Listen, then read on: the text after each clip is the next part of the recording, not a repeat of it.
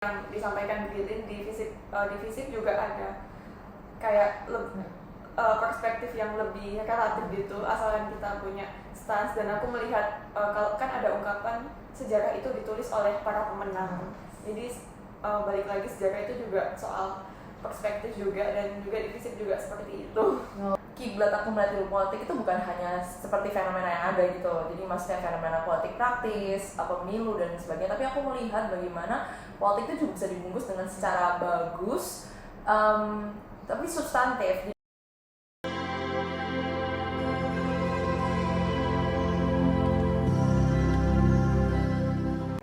Hai, kembali lagi dengan saya Adeliska Pramesti di acara Break the Glass Production. Dan kali ini kita ada di sesi Insight, dan kita akan mendapatkan banyak sekali cakrawala terbaru dari tamu-tamu ataupun narasumber yang memang memiliki pengalaman yang sangat luar biasa di dunia pendidikan.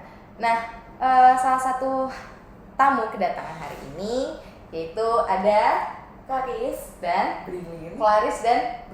Oke, selamat datang di Break the Glass Production, teman-teman. Nah, hari ini kita bakalan bahas seputar tentang jurusan ilmu politik. Kenapa sih mereka milih ilmu politik? Seperti itu, kawan-kawan. Dan juga buat kalian yang pengen tahu apa sih rahasia mereka kok bisa memilih FISIP Unair sebagai jurusan yang mereka pilih. Oke, langsung aja nih kita ke narasumbernya yang sangat istimewa pada hari ini. Oke, apa kabar Brilin dan Clarins? Baik, kok lemes banget sih? Semangat dong. Baik. Ini karena apa, bahas tentang perkuliahan jadinya agak berat gitu, agak berat ya. Enggak apa-apa aja. Ini pertanyaannya bakalan ringan-ringan banget, dan pastinya ini bakalan menjadi pertanyaan-pertanyaan yang gak seribet-ribet atau seberat-berat yang kayak ada di YouTube lainnya, karena kita di sini akan membawanya secara komunikatif dan mudah diterima untuk teman-teman yang memang masih SMA atau SMP yang sekarang saat ini masih ambisinya untuk masuk ke perguruan tinggi negeri salah satunya, dan salah satunya juga untuk yang minat di prodi ilmu politik. Oke, dan aku pengen tahu nih awalnya kenapa sih kok bisa memilih Universitas Airlangga? Karena kan dari sekian banyak universitas di Indonesia, ada UI, ada UGM, ada ITB, ya kan? Dan kalian memilih UNER. Itu kenapa tuh? Aku pengen tahu alasannya. Dari kalian berdua, dibeli dulu. Oke, mungkin perkenalan dulu sedikit ya. Jadi halo teman-teman semuanya, perkenalkan nama saya Brilin. Dan kebetulan sekarang sedang berkuliah semester 5 di jurusan ilmu politik Universitas Airlangga. Nah, pertama-tama kenapa sebenarnya sih alasannya in the first place pada pertama kalinya milih UNER itu sebenarnya simple banget, dan ini mungkin bisa dibilang konyol bagi sebagian orang ya, karena UNER dekat rumah, udah itu aja sebenarnya. Dan pilihan jurusan, subdisiplin yang aku mau pilih dan aku sudah tentukan ketika SMA adalah aku milih untuk tidak melanjutkan di saintek ataupun yang berhubungan dengan IPA. Jadi akhirnya memilih lintas jurusan ke sosial dan humaniora. Dan salah satu sosial dan humaniora yang paling berkesan adalah menurut saya politik, dan juga related hubungan-hubungan yang berkaitan dengan hubungan internasional dan sebagainya. Jadi politik dalam negeri maupun politik luar negeri. Jadi makanya pilihnya di UNER karena dekat rumah, dan UNER juga kebetulan menyediakan jurusan yang diminati. Oke, Clarins sendiri gimana nih? Oke, perkenalan sedikit juga. Halo teman-teman, aku Clarins, aku juga mahasiswa semester 5 dari ilmu politik angkatan 2020. Alasanku milih UNER itu ya agak konyol juga sebenarnya. Jadi aku itu dari Malang, teman-teman, dan kebetulan waktu SMA itu aku ngekos begitu, dan ketika kuliah itu aku pengen kuliah di luar kota supaya jadi anak kos lagi. jadilah aku pilih UNER karena kebetulan UNER juga di luar kota, dan dari orang tua juga mintanya jangan terlalu jauh supaya kalau mau pulang kampung dan sebagainya itu tidak terlalu sulit. Dan kebetulan jurusan ilmu politik, aku dari SMA-nya juga anak IPS, punya interest di sejarah sebenarnya, tapi dari sejarah itu aku juga banyak melihat kayaknya politik ini menarik juga ya, jadi aku masuk ke jurusan ini. Oke, itu salah satu itu karena memang berkaitan dengan hubungan internasional. Ini kayaknya ada unsur-unsur ada balas dendam atau gimana? Ada balas dendam yang tidak tersampaikan ya. Atau yang satunya lagi karena memang ingin hidup mandiri dan juga ingin berpengalaman kembali hidup di kosan seperti itu. Nah, aku juga mau tanya-tanya lagi nih. Kenapa kan tadi kan ditanyakan kenapa sih milih UNER gitu kan. Nah, kenapa sekarang milih fisik? Itu dia. Itu kenapa tuh? Karena kan fakultas tuh banyak banget kan ya. Dan paling kamu dari Saintek, bahkan di UNER tuh terkenal dengan Sainteknya, dia memang prioritas dan paling terbagus juga bersaingan dengan UI dan UGM. Lalu kenapa kamu juga milih FISIP? Ya kan? Karena apalagi kamu menyukai sejarah, kenapa kamu nggak ke FIB aja yang lebih concernnya lebih pas gitu, lebih sesuai gitu? Kenapa tuh? Kalau dari yang pribadi, personally itu melihat orangnya suka observe, orangnya suka melihat fenomena. Jadi lihat orang-orang di sekitar, secara sosial, terus lihat politiknya tuh nggak terbatas. Jadi kalau kita bilang politik bukan hanya politik Indonesia, tapi politik secara global. Jadi benar-benar melihat fenomena-fenomena yang ada. Jadi aku bisa semakin tertarik gitu, selalu mempertanyakan kenapa dan apa, bagaimana dan sebagainya. Sampai pada akhirnya aku melihat bahwa fakultas FISIP terutama, jadi FISIP kan berhubungan dengan sosial dan humaniora. Ini salah satu fakultas yang benar-benar fluid, dalam artian bukan rigid seperti Saintek. Bukan berarti di sini ya ingin mengotak-kotakan fakultas, tapi lebih kepada ada kebebasan dalam perspektif asal memiliki fondasi, basis dan juga substantif. Jadi benar-benar perspektif matters dan perspektif counts. Jadi benar-benar semua tuh bisa dilihat dari bagaimana perspektif memandang fenomena-fenomena ada, tentunya dengan teori-teori pendukung. Oke. Kamu mau gimana kan? Oke, jadi aku ketika memilih jurusan ketika SBMPTN itu sebenarnya pilihan satunya ilmu politik, pilihan keduanya ilmu sejarah. Jadi aku tidak terlalu memperhatikan fakultasnya, cuma langsung melihat jurusannya aja, kurang lebihnya kayak gitu sih. Dan sama tadi seperti yang disampaikan Bilin, di FISIP juga ada kayak perspektif yang lebih relatif gitu, asalkan kita punya stance. Dan aku melihat kalau kan ada ungkapan sejarah itu ditulis oleh para pemenang, jadi balik lagi sejarah itu juga soal perspektif juga, dan juga di FISIP juga seperti itu. Oke. Dan aku pengen tahu sebelum masuk FISIP UNER ya, dan juga di masuk ke ilmu politik itu ada nggak sih pengalaman yang kurang menyenangkan seperti gagal SBMPTN atau gagal SNPTN, atau bagaimana kalian ini jalurnya lewat apa bisa masuk Universitas Erlangga, bisa jelasin nggak? Dan juga bisa jelasin nih perjuangan kalian kalau misalkan kalian anak SBM atau jalur mandiri itu gimana sih usahanya bisa motivasi bisa dapet PTN? Iya. Karis? Iya. Aku masuk di jalur SBMPTN karena aku ditendang di SNMPTN. Oh, ditendang ya. Itu di mana tuh? Universitas mana tuh? Ditendang sama UI. Ditendang sama UI. Iya, jadi sebenarnya waktu SNMPTN memilih UI, pilihan pertama ilmu politik, pilihan kedua sejarah. Cuma sebenarnya waktu itu sudah dibilangi sama guru BK, dan guru sejarah saya kebetulan juga dekat karena saya ini suka sejarah. Sudah dibilangi karena dulu ada kakak kelas keterima SNMPTN UI tapi nggak diambil. Jadi SMA aku kena blacklist, dan sepertinya di angkatanku blacklistnya masih berlaku. Iya, berlaku. Iya, jadinya ketendang. Kemudian tapi sudah mempersiapkan juga untuk SBMPTN.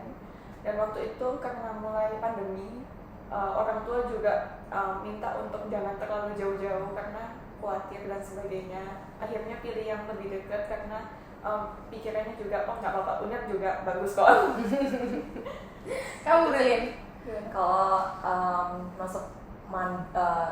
masuk Universitas Erlangga, terutama ilmu politik lewat jalur SBMPTN. Jadi sebenarnya gini, SNMPTN karena satu dan lain hal tidak bisa sekolahku. Jadi akhirnya mau tidak mau dan terpaksa harus berusaha untuk SBM. Dan SBM pilihan pertama menuliskan hubungan internasional, dan pilihan kedua menuliskan ilmu politik UNER. Karena pertimbangannya adalah satu subdisiplin yang masih intersect alias masih beririsan. Jadi ketika nantinya tidak diterima di salah satu, setidaknya masih ada interest atau interest yang masih tercover. Kemudian ketika di SBM keterima pilihan kedua kan ilmu politik UNER. Kemudian akhirnya mencoba untuk mandiri dan ternyata sama di mandiri juga keterima di pilihan kedua. Jadi ya sudah dilihat dan sudah pasti ambil SBMPTN. Berarti dua-duanya ini adalah kalian pejuang SBMPTN. Yes. Berarti keras lah ya belajarnya kan. Soalnya banyak banget teman-temanku juga dan juga adik-adik kelasku itu pejuang SBMPTN, mereka sampai nggak tidur bela-belain ya kan, karena biar dapat universitas yang diinginkan seperti itu. Nah, lebih uniknya lagi nih, kenapa sih ilmu politik? Karena dari sekian banyaknya ya, hubungan internasional itu kan misalnya kita nggak masuk hubungan internasional di kampus mungkin kan hubungan internasional masih banyak di kampus-kampus lain, bahkan di PTS lain pun menyediakan seperti itu ya kan. Nah, kenapa ilmu politik Universitas Airlangga? Kenapa itu? Alasannya apa yang mendasari kalian untuk memilih menjadi jurusan kalian saat ini? Yes, kalau dari aku sendiri tadi aku udah bilang, jadi kayak sebenarnya anaknya juga nggak mau kalah secara pribadi. Oh, ambisius. Jadi kayak nggak mau terlihat seperti tidak lulus. Jadi akhirnya aku ambil jurusan satu hubungan internasional, kemudian kedua aku lihat jurusan apa yang dekat-dekat, yaitu ilmu politik.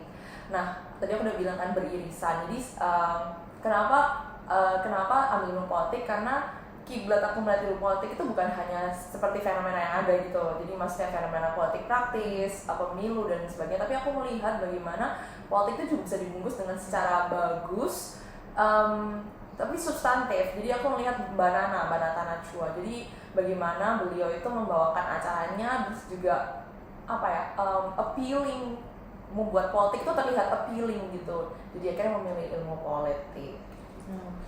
Jadi ada motivasinya ya, terus juga ada motivatornya juga lupa deh, mata Najwa siapa yang Najwa Shihab ya dia. Padahal suka nontonin sering tapi lupa ya. Terus namanya tuh agak susah memang, karena kalau harus dipanggil tuh Mbak Nana namanya gitu kan. Lebih simpelnya nama lengkap itu. Kalau kamu gimana? Ya sama, jadi aku fans beratnya Mbak Nana juga. Mbak Nana juga. Oh, kita nih kayaknya trio loversnya Mbak Nana ya. Iya, dan aku fans Mbak Nana itu dari SMP jujur. Sama dong. Aku waktu masuk SMA itu masuk IPS pun karena ngefans sama Mbak Nana. Dari zaman dia masih di Metro TV ya. Iya. Dari zaman Notice Mbak Nana. Iya, jadi waktu itu sebenarnya tertarik untuk jadi jurnalis. Sempat kepikiran untuk kuliah jurnalistik, cuma jurusan jurnalistik murni kan sangat cukup susah dicari di Indonesia. Yang aku tahu itu adanya di Unpad. Nah, jadi aku berpikir, maksudnya Mbak Nana itu kan jurnalis tapi juga sangat pintar di politik, di hukum, sejarah, dan pengetahuan sejarahnya juga banyak sekali, luas sekali. Iya, jadi aku berpikir kenapa kita nggak belajar politiknya atau sejarahnya aja di bangku kuliah, nanti untuk jurnalistiknya kita bisa seperti ikut organisasi begitu, atau kita belajar nulis, ikut banyak nulis kayak gitu sih. Oke, kita sama ya, trio Nana lovers ya kan. Emang karena kita tuh emang suka banget ya, dia tuh ambisiusnya tuh luar biasa ya kan. Itu tuh bisa mendorong perempuan sebagai kita nih ya, yang selalu dipandang inferior, tapi sebenarnya kita punya segudang ilmu pengetahuan yang luar biasa dibandingkan pria. Oke, terus aku juga pengen tanya nih, mata kuliah apa sih yang jadi favorit kalian di ilmu politik? Pasti kan kalian punya lah ya peminatan. Aku suka banget nih spesialisasi dengan kajian misalkan gender, ataupun pemilu, ataupun misalkan terkait dengan HAM gitu. Menurut kalian apa yang menjadi bagian favorit dari mata kuliah ataupun teori? Iya.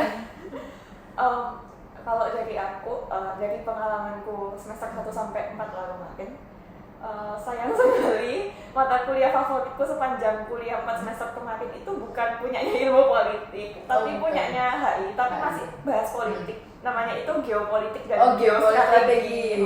Iya. Oke, jadi kalau untuk aku sendiri personal, jadi setelah masuk ilmu politik, mungkin ini bisa sebelumnya disclaimer dulu ya, opini pengalaman kita bukan berarti mencerminkan atau merepresentasikan satu angkatan, cuman mungkin ini ada kayak segudang mungkin ada hint of perspektif lain gitu loh, jadi kalian bisa tahu gitu selain teman-teman yang lainnya. Jadi mata kuliah favorit kebetulan sama juga, bukan dari jurusan ilmu politik, tapi bukan berarti tidak suka ilmu politik ya. Kebetulan pada saat semester 3 mendapatkan mata kuliah kajian keindonesiaan 2, dan kebetulan kajian keindonesiaan 2 tuh membuka harapan bagi aku, membuka mataku pribadi bahwa ternyata kalaupun secara jurusan mungkin di ilmu politik sedikit terbatas bahas kajian tentang domestik ataupun lebih condong ke kajian domestik politik Indonesia daripada politik luar negeri, tapi mata kuliah KKI 2 itu, kajian ke Indonesia 2, kebetulan dari departemen lain, itu membuka mataku bahwa ternyata untuk melihat politik luar negeri itu juga bisa loh. Jadi ternyata politik luar negeri dan politik domestik itu memiliki kesinambungan, jadi benar-benar sangat sangat korelasi gitu. Jadi bagaimana nanti ketika nantinya kedepannya akan berkarir di tempat lain, misalnya politik luar negeri, tetap masih bisa ilmu yang dipelajari dari politik domestik bisa dipakai, karena untuk melihat politik luar negeri pasti harus melihat politik domestik, apa yang negara punya, apa yang negara inginkan secara domestik. Itu kan satu interest ya, national interest, kepentingan negara. Itu kan pasti melihat kebutuhan domestiknya seperti apa, dan salah satunya pasti melihat political stability, political needs, domestic politic needs dari negara itu sendiri. Jadi akhirnya oh ternyata aku masih bisa loh nantinya kalau misalnya aku mau berkarir ataupun condong ke bidang yang lain, tapi tetap aku tidak akan melupakan ilmu-ilmu yang aku telah pelajari gitu. Jadi kayak basis-basis teori-teori politik, pemikiran politik Indonesia, ataupun dan mata kuliah lainnya yang benar-benar sangat identik dengan ilmu politik. Oke. Terus nih dari penjelasan kalian tentang mata kuliah yang paling kalian favoritin, ada nggak sih mata kuliah itu yang paling sukar banget, paling sulit? Terus dan itu tuh tipikal dosennya tuh strict banget untuk ngasih nilai kita tuh A gitu ya kan jarang banget tuh. Nah kalian nemuin nggak tuh? Karena aku sendiri sebagai mahasiswa ilmu politik juga ya, itu ngalamin hal itu juga, itu sulitnya yang luar biasa untuk mendapatkan nilai A, itu perjuangan yang besar. Nah kalian ada nggak mata kuliah yang kalau bisa kalian yang paling nyebelin lah ada nggak? Mungkin dari teknik pengajaran, metode pembelajaran dosennya nggak apa-apa, kita sambil mengkritik aja ya sebagai masukan juga dari mahasiswa-mahasiswa ilmu politik khususnya di Universitas Airlangga ya, bukan universitas lain. Nah kalian ada nggak masukan ataupun Pak jangan belit-belit dong ngasih nilai, atau Pak bisa nggak sih ngajarin itu jangan PPT terus ya kan, atau memang harus ada improvisasi yang lebih baik untuk dalam metode pembelajaran itu, ada nggak? Ungkapkan saja nggak apa-apa. Oke, kalau mata kuliah paling sulit menurutku, entah kenapa adalah mata kuliah favoritku, geopolitik dan geostrategi. Tetapi kalau dari sisi dosen, untungnya dosennya itu sangat menyenangkan dan tidak pelit nilai. Ya, tapi memang standarnya juga cukup tinggi. Jadi meskipun sulit tapi enjoy belajarnya. Tapi mata kuliah yang menurut aku mungkin lebih ke yang di akhir-akhir ya, kayak ada perbaikan atau mungkin agak kecewa seperti itu. Waktu itu aku mengambil mata kuliah yang namanya Sejarah Politik dan Pemerintahan Indonesia. Ya seperti itu. Jadi waktu mengambil itu ekspektasiku kita belajar yang dibahas itu sejarah politik yang lebih banyak kayak sejarah pergerakan nasional, seperti Soekarno, seperti Bung Hatta, Tan Malaka, dan yang seperti itu. Tetapi waktu masuk ternyata yang dibahas itu memang masih politik juga, tetapi lebih ke apa ya, agak filsafat. Jadi dari kerajaan Mataram, dari kerajaan Mataram, terus masa-masa Jawa kuno memang memang bermanfaat juga, tetapi kayak politiknya kok sedikit begitu. Iya.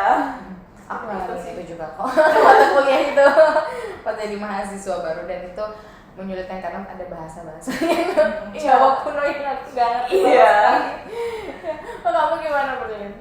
Kalau aku mungkin untuk mata kuliah yang sukar belum ada ya. Soalnya mungkin kemarin-kemarin kan juga online, jadi belum terlalu melihat interaksi secara direct, people to people gitu. Cuman ya mungkin bisa dilihat dari materi yang diajarkan itu kadang-kadang seperti di turun temurun ya. Jadi mungkin yang aja PPT lampau ya.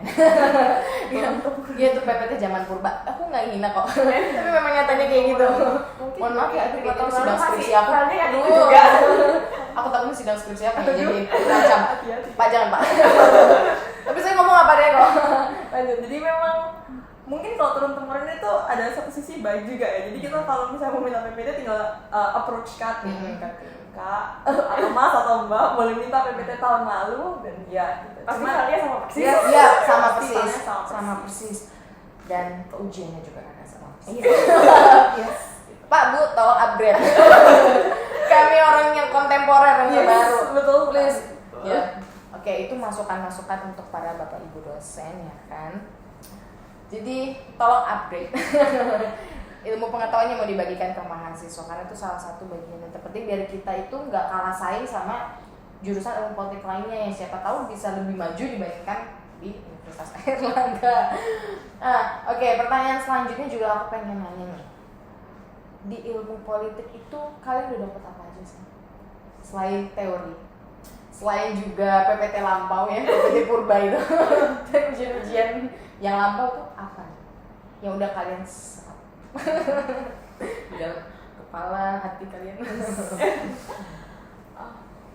Kalau secara pribadi aku melihat bahwa ternyata sebelum satu lagi mau ditambah. Jadi sebelum masuk jurusan itu sebenarnya ada satu stigma tersendiri untuk jurusan ilmu politik, dan aku kebanyakan juga dengar dari teman-temanku bahwa memang bagaimana kondisi yang kita lihat sekarang kadang-kadang tidak mencerminkan gitu loh. Maksudnya bukan berarti kalau politik yang kita lihat seperti agak keras gitu ya, politik domestik yang kita lihat agak keras, itu bukan berarti tidak mencerminkan ilmu yang kita pelajari gitu, belum tentu. Dan justru karena ilmu itu membuka mata. Ilmu studi yang kita pelajari itu justru semakin enlightenment, jadi pencerahan bahwa ternyata di luar daripada oknum-oknum yang akhirnya memanfaatkan politik, kita belajar bahwa politik itu bisa dipandang bahwa ternyata ada kekuasaan yang eksploitasi dan ada kekuasaan yang harus setidaknya dipergunakan dengan sebaik-baiknya. Oleh karena itu harus ada check and balance. Dan kenapa demonstrasi itu penting ternyata? Bukan berarti di sini demonstrasi secara anarkis, demonstrasi yang benar-benar akhirnya mau menyuarakan ke pemerintah. Dan akhirnya di situ aku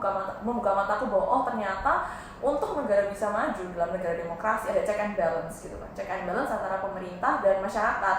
Kalau misalnya masyarakatnya tidak acuh tak acuh, akhirnya negara nggak jalan. Setelah itu pemerintah akan selalu turun tangan terus. Tapi ternyata ketika kita lihat fenomena yang ada, oh ternyata masih banyak masyarakat yang peduli akhirnya turun ke jalan.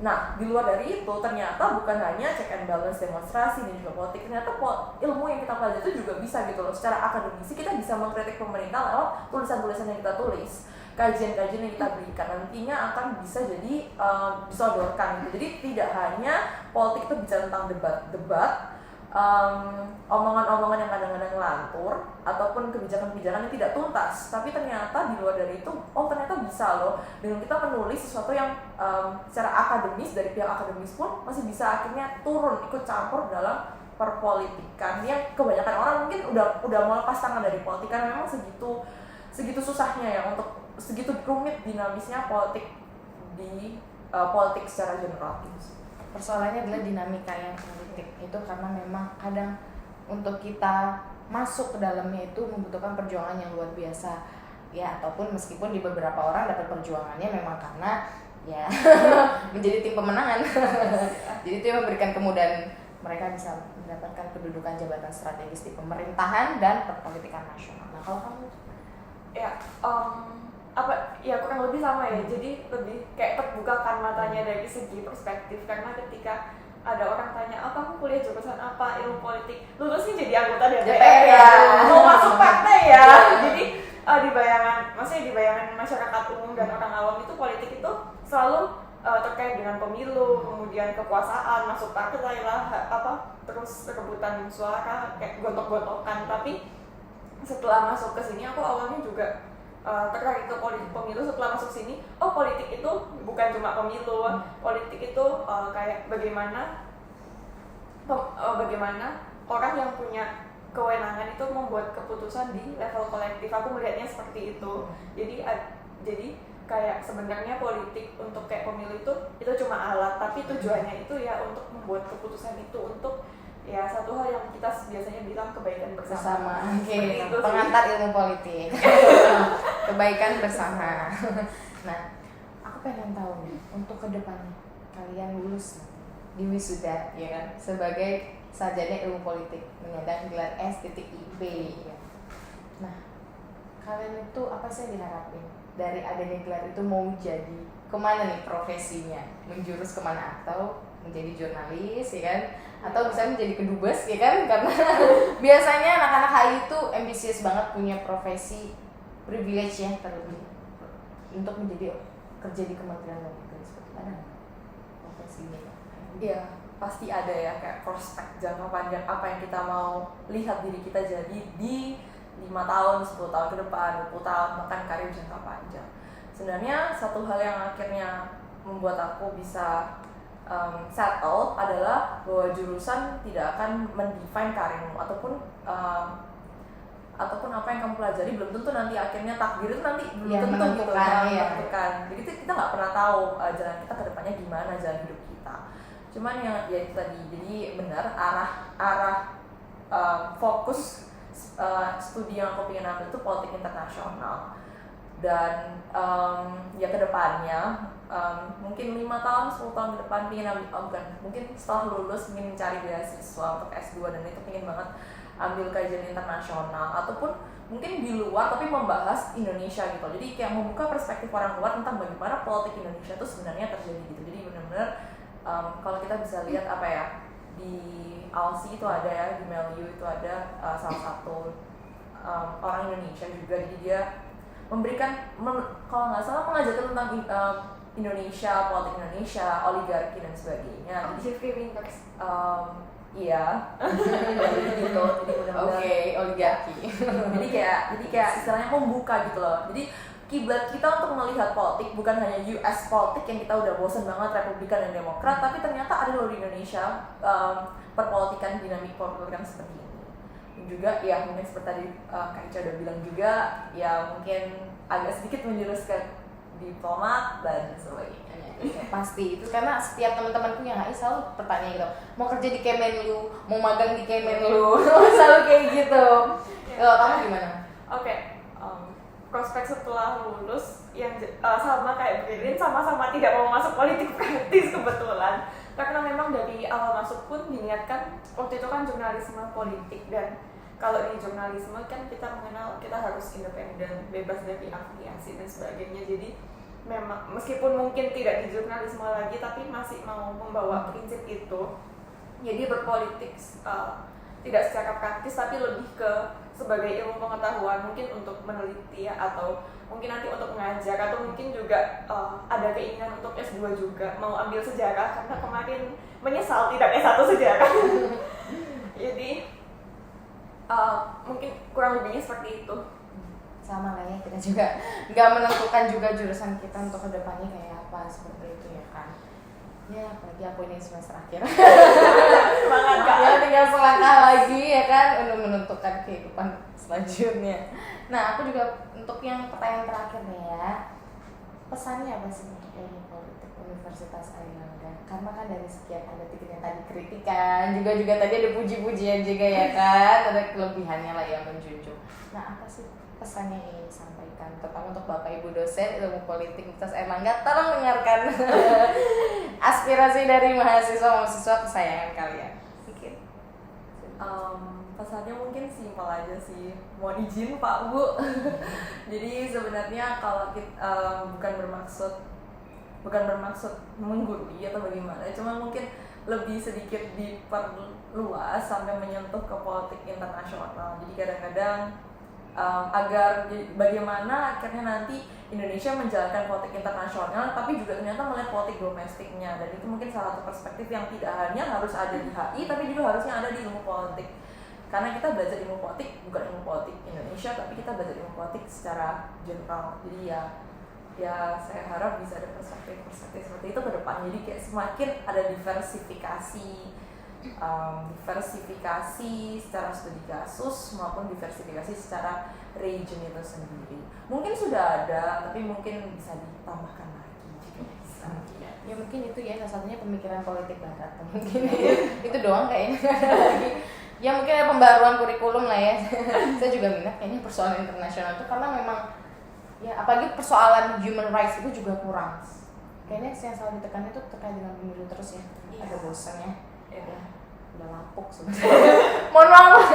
Lanjut. Oke, pesan mungkin iya lebih didiversifikasi, dan mungkin perspektifnya sudah mulai kayak semangatnya NDKM kan. Mahasiswa diajak untuk keluar jurusan, untuk mengenal ilmu lain, jadi bisa interdisipliner, jadi bisa melihat oh sebenarnya ada loh hubungan antara ilmu politik dengan sejarah misalkan, atau ilmu politik dengan ilmu komunikasi di jurnalisme, atau bahkan ilmu politik dengan sains misalkan kalau Ya, kita bahas benar climate banget change ya. kayak gitu. Kayak biopolitics itu kan juga Iya, ya. benar. Dan kayak bagaimana maksudnya kurang lebihnya seperti itu. Jadi aku kebetulan semester ini mengambil mata kuliah dari Departemen Komunikasi, ada Industri Media Massa dan Komunikasi dan Multikulturalisme, dan jujur aku kaget ketika masuk karena kok di dalam matkulnya ada politik juga ya. Jadi mungkin bisa di ilmu politik juga sedikit-sedikit ada dari ilmu-ilmu yang lain gitu, supaya kita juga bisa melihat realitasnya. Jadi supaya ilmu politik ini kita nggak cuma taunya politik doang akhirnya stuck di sini gitu. Oke, wah ternyata kita mendapatkan enlightenment yang luar biasa, juga masukan keluh kesah dari mahasiswa-mahasiswa ilmu politik Universitas Airlangga yang terwakilkan oleh Brilliant dan Karis. Oke, terima kasih banyak atas kedatangannya hari ini ya. Ya semoga kalian bisa melanjutkan studi magisternya S2 untuk meneruskan jurusan yang memang kalian minati ya. Semoga bisa tercapai. Oke, baik permisa semuanya, penonton setia Break the Glass Production. Saya Ica pamit undur diri dan sampai jumpa di next episode insight lainnya. Dah.